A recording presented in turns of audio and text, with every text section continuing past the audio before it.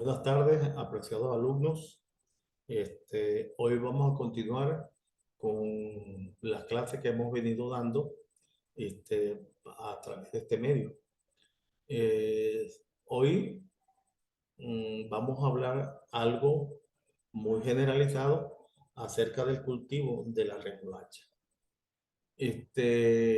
Recuerden que esta materia se refiere a lo que son los tubérculos, raíces y tubérculos. Entonces, hoy vamos a hablar algo acerca de la remolacha. Recuerden que existe la remolacha normal, que es la que nosotros cultivamos por aquí, por esta zona, sobre todo en los Andes, y está también la remolacha azucarera. Este, Quiero más o menos hablar algo muy generalizado, como es el requerimiento edafoclimático de este cultivo. En primer lugar, vamos a hablar algo acerca del clima. El clima es uno de los principales factores que inciden directamente sobre el rendimiento, sobre el rendimiento de este cultivo. Un clima templado, soleado y húmedo contribuye a la producción este, a la producción de un elevado porcentaje de azúcar en la remolacha. Este, claro, le hablo de la remolacha de azucarera porque es conveniente pues, tomarlas en consideración cada una de ellas. En cuanto al suelo, un suelo profundo con un pH alrededor de 7. Recuerden que este pH indicado en 7 nos indica que es un pH neutro. Recuerden que todos los valores que están de 7 hacia abajo, hacia la izquierda, son suelos que se consideran como ácidos. Y los que están por encima de 7, entonces son suelos básicos este, dentro de la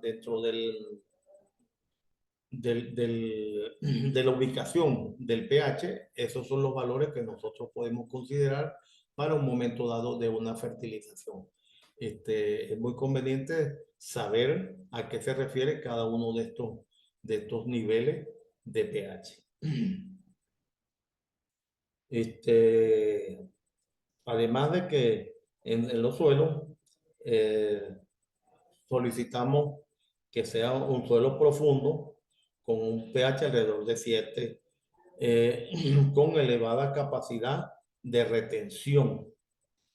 ¿De retención de qué? De agua. ¿Por qué? Porque es muy importante en este momento considerar la textura de ese suelo. ¿Por qué? Porque si es un suelo arenoso, no vamos a, la lixiviación del agua va a ser mucho más violenta y no vamos a mantener humedad en ese suelo.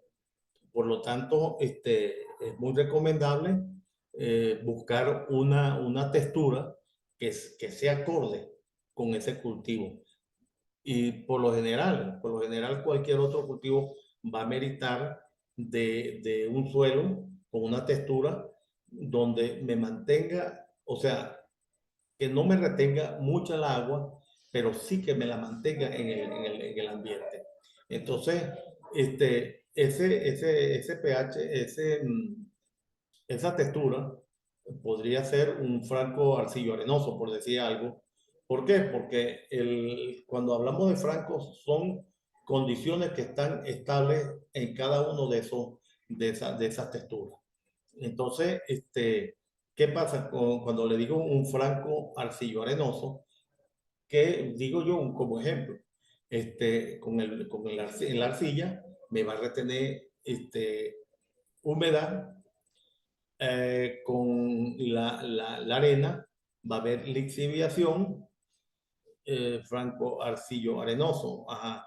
Y tenemos la arcilla que es la que nos va a retener en parte la humedad. Es muy importante considerar esa textura. ¿Por qué? Porque si yo me voy a hacer un cultivo y tenemos un suelo netamente arcilloso, entonces vamos a llegar a conseguir, a encontrarnos con problemas como lo que llamamos normalmente aguachilamiento. ¿Qué es el aguachilamiento? La retención de agua, que no hay una lixiviación, sino que esa lixiviación es sumamente lenta, entonces va a haber problemas con el cultivo, que pudrición de las raíces, presencia algunas enfermedades como el caso de hongo y pare de contar. Entonces, siempre debemos de considerar la textura para cualquier cultivo que nosotros vamos a establecer. Este, capacidad de retención de agua. Ajá. Otra cosa, cuando, por ejemplo, el caso de que tenemos suelos arcillosos, corremos el riesgo también de la formación de costras en ese suelo. ¿Por qué? Porque cuando llega a secarse, vamos a decirlo así, cuando llega a secarse este suelo, se forman, eso tienen ustedes que haberlo visto por lo general, se forman como especie de una costra. Entonces, eso es motivo a que hay una cierta cantidad de arcilla que lo que hace es compactarse y nos forma esas costras en esa parcela.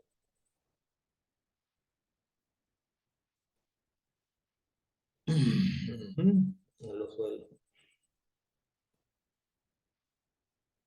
Tenemos también, podemos hablar también un poco sobre las técnicas del trasplante.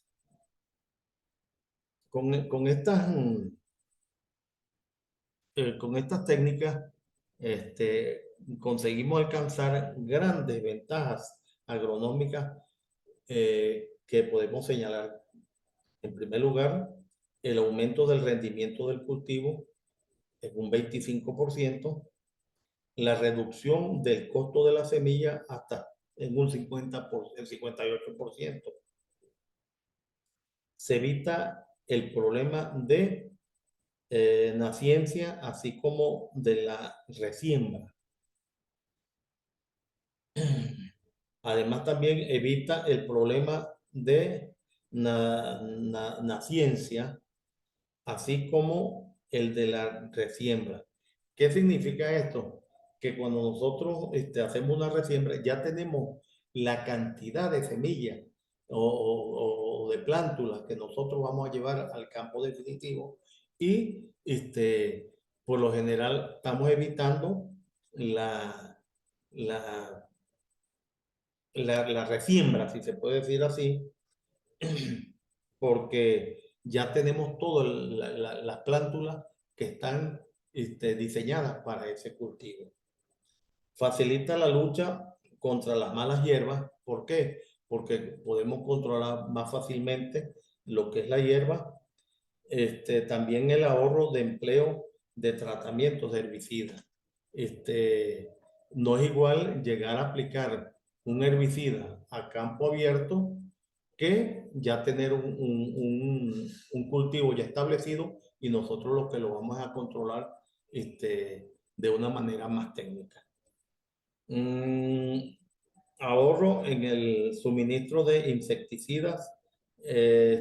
Trasplante facilita la lucha contra este, la,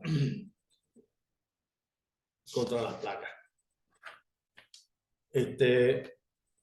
En cuanto a la preparación de la tierra o de la parcela, del suelo, como lo que queramos llevar, se debe hacer de una manera profunda, más o menos a unos 45 centímetros cuando usamos tractor. Lógicamente le estoy hablando cuando usamos tractor. Ya en el caso por ejemplo, acá en los Andes, por lo general, por la misma topografía accidentada que tenemos, se usan la, la aplicación de bueyes o el trabajo con bueyes. Pero cuando estamos usando este, la preparación de suelo con tractor y sobre todo, ¿para qué? Para el cultivo de la remolacha azucarera se recomienda hacerlo a una profundidad de unos 35 a 45 centímetros para tratar de enterrar. Qué se consigue con esta profundidad? Que nosotros vamos a terminar de, de descomponer, si lo podemos llamar así, todos los residuos vegetales de las cosechas anteriores. Este, Se debe realizar con cuál es lo establecido.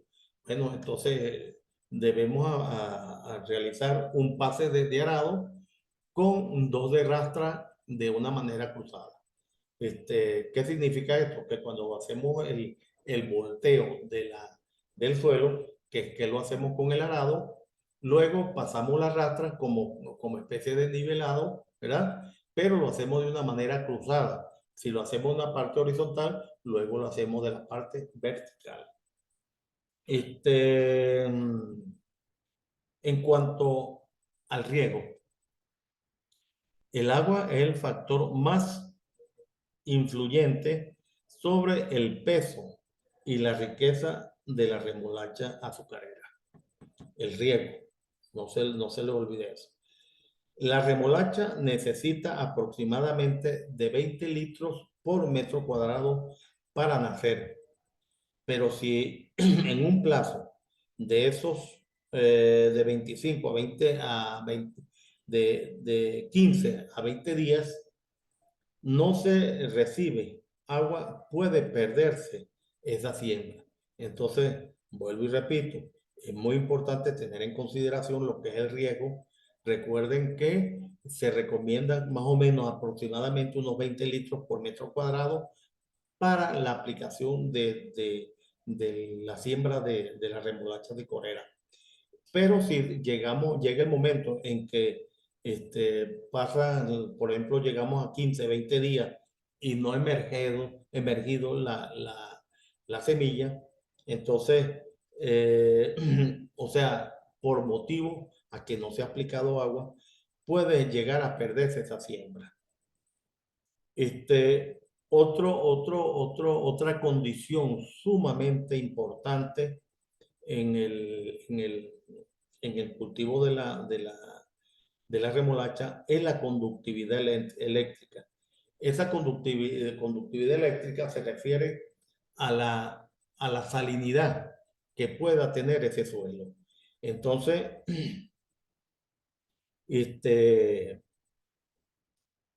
se dice que la conductividad eléctrica donde se cultiva la remolacha es inferior a 0,5 milimol por centímetro. El milimol por centímetro es el resultado que lo especifica el análisis. Entonces siempre se tiene que en un cultivo de zanahoria, cuando nosotros hacemos el análisis de suelo y nos dan la conductividad eléctrica, debe estar inferior al 0,5. Es lo más ideal para la siembra de este cultivo. Pero si se presume que el terreno sea salino, es recomendable realizar un análisis de suelo.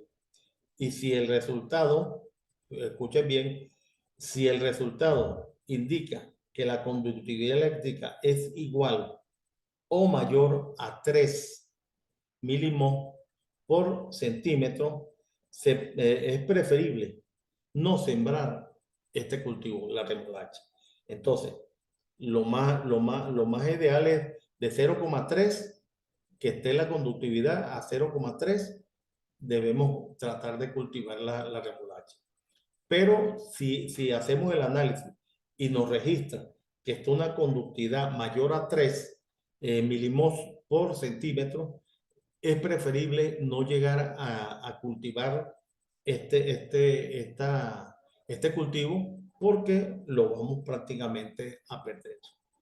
En cuanto al abono, el nitrógeno se debe realizar una aplicación de 1/3 en el fondo y los 2/3 restantes a los 20 días o 30 días después de la siembra. ¿Qué significa esto? Que se recomienda aplicar 1/3 de la cantidad que se está recomendando de nitrógeno. Suponte tú que estén recomendando 150 kilos. Bueno, si dicen que es 1/3, entonces dividimos los 150 entre 3 y nos va a dar esa cantidad que nosotros debemos aplicar de nitrógeno en ese momento de la siembra. Recuerden que el fósforo también debe ir allí. En el momento de la siembra se debe aplicar todo el fósforo. Es recomendable, ya que este es un elemento sumamente lento para su absorción. Se puede conseguir en cantidades altas en la solución del suelo, pero su absorción es sumamente lenta. Entonces, lo que se recomienda por lo general, que en el momento de la siembra, por ejemplo, el caso de la remolacha, recomendamos aplicar 1/3 del nitrógeno, todo el fósforo y muchas veces, dependiendo del cultivo, también se recomienda este, aplicar, aplicar el potasio. El potasio, muchas veces, dependiendo del cultivo, recomiendan aplicar todo 1/3 del nitrógeno, todo el fósforo y todo el potasio en el momento de la preparación del suelo. Más o menos eh, se debe aplicar en el fondo de del surco, ¿verdad? Y, y 2/3 restantes a los 20 o 30 días después. ¿Qué hablan de los 2/3? Bueno, lo que falta para cubrir el 100%. El fósforo se recomienda aplicarlo 150 kilogramos por hectárea de P2O5. El fósforo siempre viene especificado como pentóxido de fósforo. Cuando nosotros compramos un fertilizante, siempre viene indicado la fórmula, pero recuerden que el nitrógeno viene como nitrógeno, ¿verdad? Pero el fósforo viene especificado como pentóxido de fósforo. Lo mismo pasa con el potasio, porque el potasio también lo recomiendan como óxido de potasio.